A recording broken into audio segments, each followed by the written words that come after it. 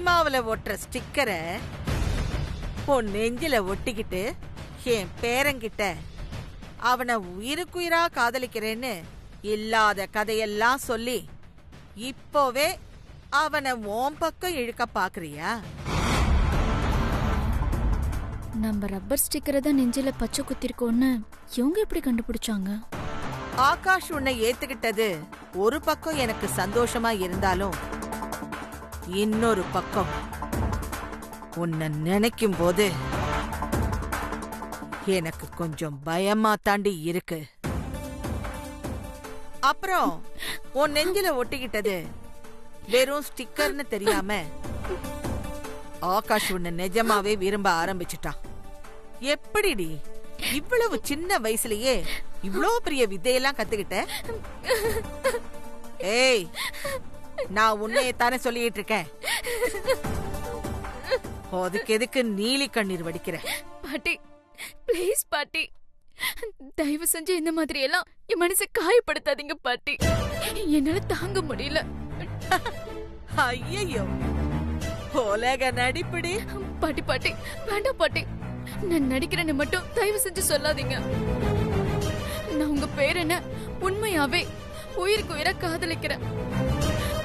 அதனால அவர் பேரு என் நெஞ்சில நான் உண்மையாதான் பச்சை குத்தி வச்சிருக்கேன். அத போய் ஸ்டிக்கர்னு சொல்றீங்களே பாட்டி. அப்போ நிஜமாவே ஸ்டிக்கர் இல்லையா? இல்ல பாட்டி, அது ஒரிஜினலா பச்சை குத்துனதுதான். எங்க எங்க அந்த ஒரிஜினல் பச்சைய காட்டு, நானும் பாக்குறேன்.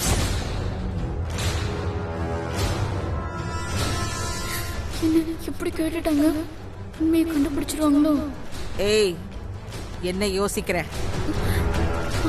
அது ஒரிஜினல் பச்சை தானே? அப்புறம் என்ன காட்டு. வேற வழி இல்ல, சமாளிக்கலாம். கடவுளே, என்ன நீதான் காப்பாத்தணும். இந்த பச்சை அவங்க கண்ணுக்கு ஒரிஜினல் பச்சை மாதிரியே தெரியணும்.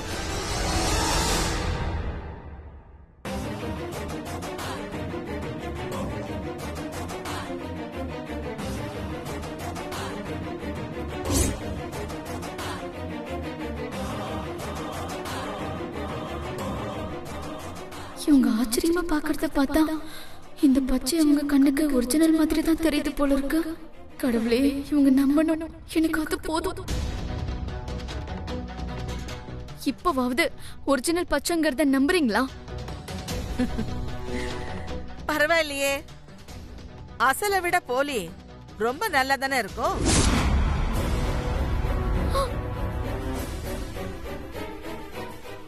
ஐயோ, ஆமா, நிஜமாவே இது ஒரிஜினல் பச்சை மாதிரியே இருக்கே. இத எங்கடி போய் நீ ஒட்டிட்டு வந்த? ஐயோ பாட்டி, கண்ணுல பார்த்ததுக்கு அப்புறமும் இத ஒரிஜினல் பச்சைங்கிறத நீங்க நம்பலையா? எப்படி நம்புவேன்? அசல் எது போலி எதுங்கிறது தெரியாமலா இருக்கேனா? என் பார்வை இன்னும் பவராத்தான் இருக்கு. பாட்டி, தயவு செஞ்சு என்ன நம்புங்க பாட்டி. இது நிஜமாவே ஒரிஜினல் பச்சை தான். இதுக்கு மேல உங்களுக்கு நம்பிக்கை இல்லைன்னா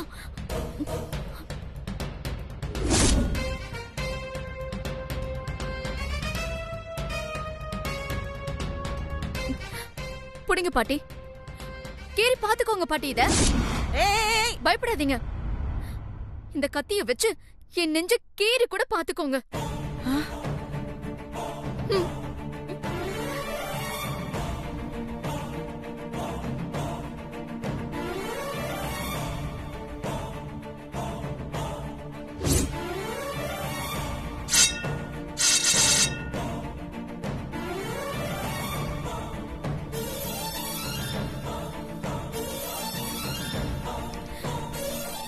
என்ன கத்திய வாங்கிக்கிட்டாங்க? நாம தான் தேவையில்லாம பண்ணிட்டோமோ? இதை கீறி பார்க்க போறாங்களா? கீறி பாருங்க பாட்டி, கீறுங்க. உங்க சந்தேகம் தேர்ற வரைக்கும் என் நெஞ்சிய கத்தியால கீறி பாருங்க. தாராளமா கீறிக்கோங்க பாட்டி.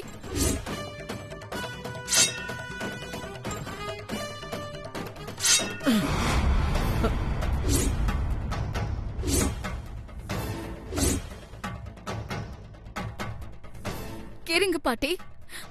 ஏன் நிறுத்திட்டீங்க? கேளுங்க.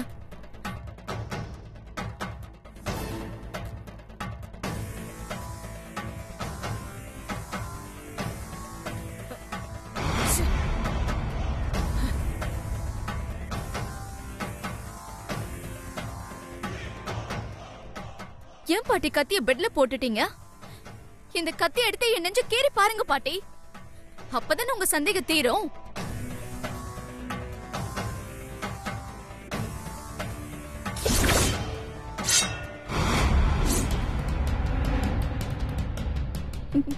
என்ன கத்திய கையில எடுத்துட்டாங்க. லூசு நிலா, பாய வச்சுக்கிட்டு சும்மா இல்லாம ஒவ்வொரு பர்ஃபார்மன்ஸ் பண்ணி இப்படி மாட்டிக்கிட்டே. கடவுளே, நீதான் காப்பாத்தணும். யோசிக்காம என் நெஞ்சு கேளுங்க பாட்டி.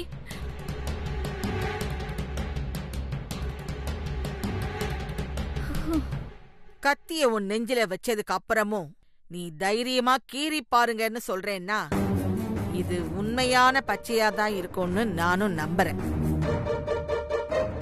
ஆனா இதை எதுக்கு நீ சம்பந்தம் இல்லாம ஆகாஷ் கிட்ட காட்டுன?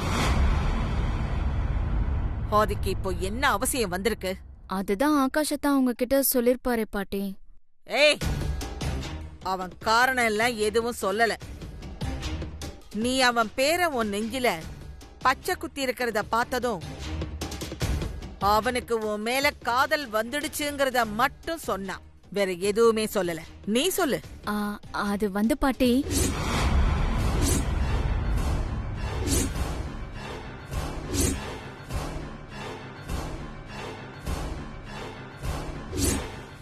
இது உண்மையா? ஆமா பாட்டி. நான் என்ன பணத்துக்கு ஆசைப்பட்டா உங்க பேரனை கல்யாணம் பண்ணிக்கணும்னு நினைச்சேன்? காதல் பாட்டி. நான் அவரை உண்மையாவே காதலிக்கிறேன். அது புரியாம அவரு யாரையோ ஒருத்தரை கூட்டிட்டு வந்து, இவனும் பணக்காரன் தான், இவனை நீ கல்யாணம் பண்ணிக்கிட்டாலும் வசதியா வாழலான்னு சொன்னாரு. அந்த நேரத்துல உங்க பேரனுக்கு என் காதல் புரிய வைக்கிறதுக்கு வேற வழியே தெரியல பாட்டி. அதான் நான் அவர் பேரை என் நெஞ்சில பச்சை குத்தி வச்சிருக்கேன்னு காட்டினேன். அதுக்கப்புறம் தான் அவருக்கு என் காதல் புரிஞ்சது. அதனாலதான் அவர் என்ன கல்யாணம் பண்ணிக்கவே சம்மதிச்சாரு பாட்டி. நான் மட்டும் பச்சை குத்துனதை காட்டாம இருந்திருந்தா அவரு இன்னமும் உங்க பேச்ச கேட்டிருக்க மாட்டாரு. நீங்க எவ்வளவுதான் முயற்சி பண்ணாலும் அவர் என்ன கல்யாணம் பண்ணிக்க சம்மதிச்சிருக்கவே மாட்டாரு. ஆனா இப்போ அவர் என்ன மனசார ஏத்துக்கிட்டாரு. இதுக்கு காரணம் நான் பச்சை குத்துனது அவர்கிட்ட காட்டினதான் பாட்டி. இது கூட புரியாம அனாவசியமா என் மேல சந்தேகப்பட்டுட்டீங்கல்ல. சரி, நீ ஆகாஷ் பேர நெஞ்சில பச்சை குத்தி இருக்கிறத பார்த்த பிறகு அவன்தான் உன்கிட்ட ஏற்கனவே கல்யாணம் பண்ணிக்கிறேன்னு சொல்லிட்டான்ல. அப்புறம் எதுக்கு நீ மறுபடியும் அவனை கோயிலுக்கு வர சொல்லி உன்னை கடைசி வரைக்கும் அவன் கைவிட்டுற மாட்டேன்னு என் மேல சத்தியம் பண்ண சொன்ன? சொல்லுடி, எதுக்கு அவனை என் மேல சத்தியத்தை பண்ண சொன்ன? அது நான் சொல்லல பாட்டி. அவர் காதல நான் புரிஞ்சுக்கணுங்கிறதுக்காக அவரதான் என்கிட்ட அப்படி ஒரு சத்தியத்தை பண்ணாரு. அது எப்படி? நீ கேட்காம அவன் எப்படி சத்தியம் பண்ணுவான்? பாட்டி இல்ல பாட்டி, நிஜமாவே அவராதான் சத்தியம் பண்ணாரு. சத்தியம் பண்றதுக்கு முன்னாடி இன்னொரு விஷயத்து கூட அவர் தயாரா இருந்தாரு. அது கல்யாணத்துக்கு அப்புறம் நான் உங்களுக்கு எதிரா திரும்பிடக் கூடாதுன்னு நீங்க இப்பவே என்கிட்ட டைவர்ஸ் பேப்பர்ல கையெழுத்து வாங்குனீங்கல்ல, அதே மாதிரி உங்க பேரனும் என்கிட்ட எந்த சூழ்நிலையிலயும் என்ன அவரு கைவிட மாட்டார்னு ஒரு பாண்ட் ஷீட்ல எழுதி கையெழுத்து போட்டு கொடுக்கட்டுமான்னு கேட்டாரு.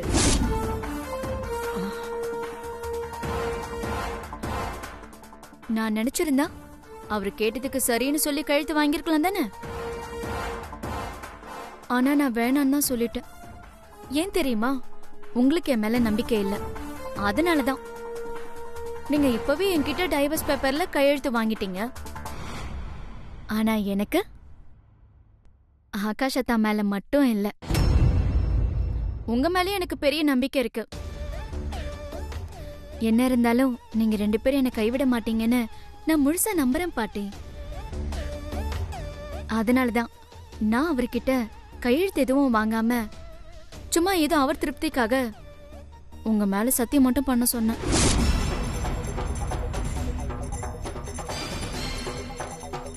எனக்கு தெரிஞ்ச எல்லா உண்மையை நான் உங்ககிட்ட சொல்லிட்டேன் பாட்டி.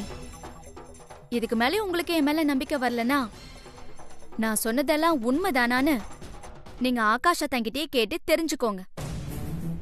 இதுக்கு மேல என்னால பேச முடியல பாட்டி. நீங்க என் மேல சந்தேகப்படுறத நினைக்க நினைக்க எனக்கு ரொம்ப அழுகையா வருது பாட்டி. நான் கிளம்புறேன்.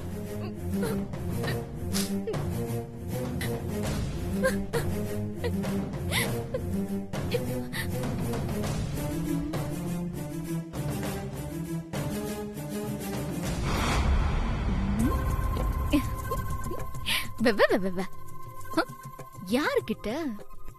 நாங்கெல்லாம் நடுக்கடல்ல இறங்கி நண்டு பிடிக்கிறது மட்டும் இல்ல, நாட்டியமே ஆடுவோம். எங்ககிட்டயே வா. இவ சொல்றதெல்லாம் உண்மை மாதிரி தான் இருக்கு. இருந்தாலும் இவளை முழுசா நம்பிடக்கூடாது.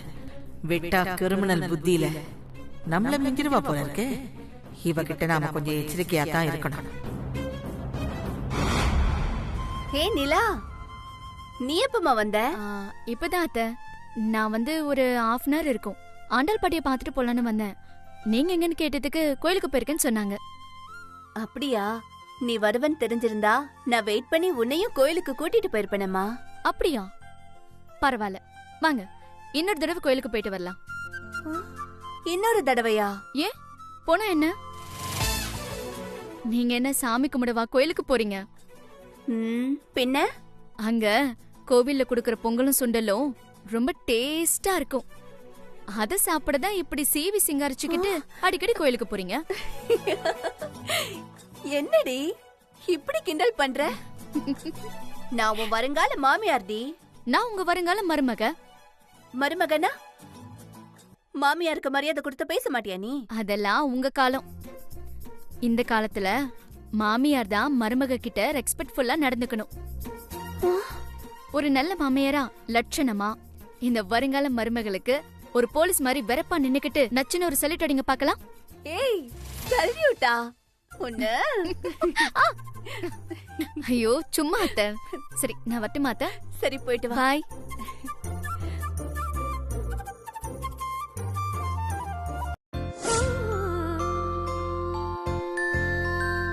இப்பெல்லாம் நீ எனக்கு சாதகமா நடந்துக்கிற, நான் நினைச்சத நிறைவேற்றி வைக்கிறேங்கிற நம்பிக்கையில தான் வாரம் தவறாம உன்னை தேடி வர்றேன்.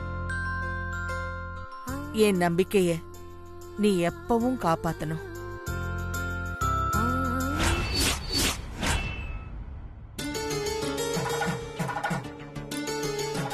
நிலாவோட ஜாதகப்படி என் மரண கண்டம் என்னை விட்டு முழுசா விலகிடுங்கிற நம்பிக்கையில தான் நான் அவளை என் பேரனுக்கு கட்டி வைக்க முடிவு பண்ணியிருக்கேன். அந்த முடிவுல எந்த விதமான குழப்பமும் வராம நிலாவுக்கும் ஆகாஷுக்கும் நல்லபடியா கல்யாணம் நடக்கணும். அதுக்கப்புறம் நிலாவோட ஜாதகம் மூலமா என்னோட மரண கண்டம் என்னை விட்டு மொத்தமா விலகி போயிடணும். நான் 100 வயசு வரைக்கும் எந்த நோய் நொடியும் இல்லாம ஆரோக்கியமா வாழணும். என் வேண்டுதல நீ நிறைவேற்றி வைப்பேங்கிறதுக்காக ஒவ்வொரு வருஷமும் என் பிறந்த நாள் அன்னைக்கு நான் உனக்கு தங்கத்துல கிரீடம் செஞ்சு வைக்கிறேன்.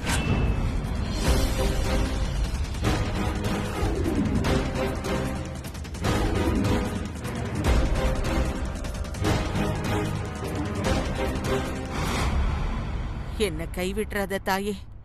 நான் 100 வருஷம் வரைக்கும் ஆரோக்கியமா வாழறதுக்கு நீதான் அருள் புரியணும்.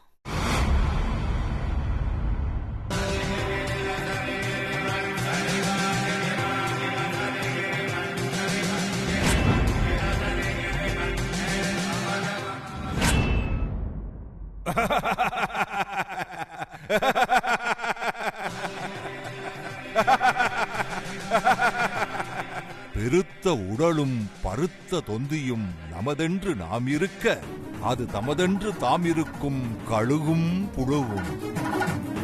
மரணத்தை தள்ளி வைக்க கடவுளுக்கே லஞ்சமா? அதுவும் தங்கத்திலே கிரீடமா? உன் மரணம் எப்பொழுதோ தீர்மானிக்கப்பட்டு விட்டது. நீ கடவுளுக்கு லஞ்சத்தை தங்கமாக கொடுத்தாலும் வைரமாக கொடுத்தாலும் எதுவும் மாறப்போவது இல்லை. நீ என்ன செய்தாலும், எப்படி பாதுகாப்பு வேலி போட்டாலும், குறித்த தேதியில் குறித்த நேரத்தில் உன்னுடைய மரணம் நடந்தே தீரும். மிக விரைவில் உன் மரணம் நடந்தே தீரும். அது புரியாம நீ வாழ்றதுக்கு வழி தேடுறதா நினைச்சு சாகுறதுக்கு குழி தோண்டிக்கிட்டு இருக்க. வேடிக்கையான மனிதர்கள்.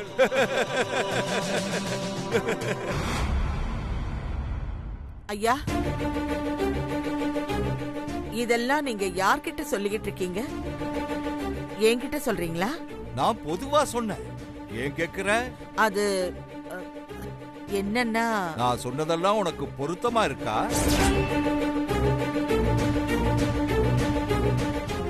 அப்போ உனக்கு தான் சொன்னேன்னு நினைச்சுக்கோ.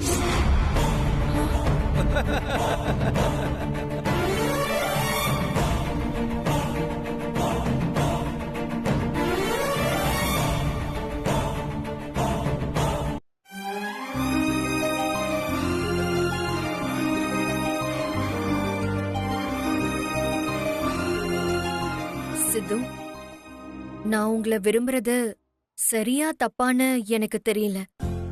ஆனா என் வாழ்க்கை முழுக்க நீங்க என் கூடவே இருக்கணும்னு ஆசையா இருக்கு சித்து. நீங்க என் மனச புரிஞ்சுக்கிட்டு என்ன ஏத்துப்பீங்களா சித்து? இத நான் உங்களை இன்னைக்கே கேட்டுறலாம்ல? இப்பவே கேக்குறேன்.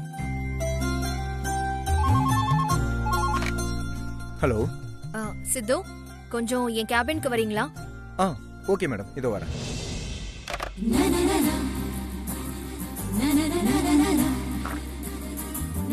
மேடம், என்னாச்சு? எது கூப்பிட்டீங்க மேடம்? சொல்றேன், நீங்க உட்காருங்க. பரவாயில்ல மேடம், நீங்க சொல்லுங்க. சித்து, உட்காருங்க. உங்ககிட்ட ஒரு முக்கியமான விஷயம் கேட்கணும். உட்காருங்க சித்து.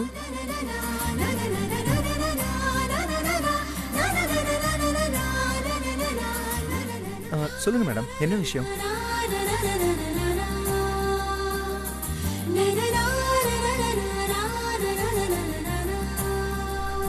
ஐயோ, கிட்ட வர்றாங்களே, என்ன பண்ண போறாங்கன்னு தெரியலையே.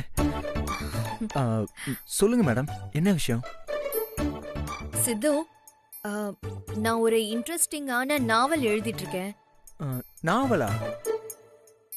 எஸ், ஒரு லவ் ஸ்டோரி. Super madam. நீங்க கதையெல்லாம் எழுதுவீங்களா? ஃபர்ஸ்ட் டைம் எழுதிட்டு இருக்கேன்.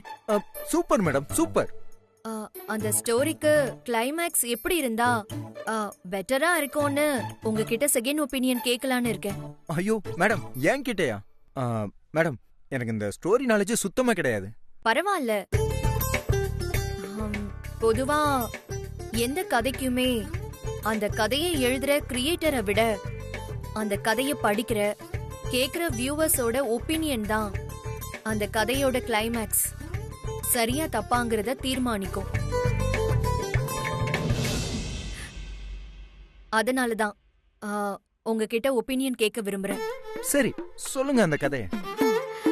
ஒரு அழகான ஹீரோயின், அவ தனக்கு பிடிச்ச ஒரு ஹேண்ட்ஸமான ஹீரோவை ஒன் சைடாவே லவ் பண்றா. ஆனா அந்த ஹீரோ அவகிட்ட ஜஸ்ட் ஃப்ரெண்டா மட்டும்தான் பழகுறான்.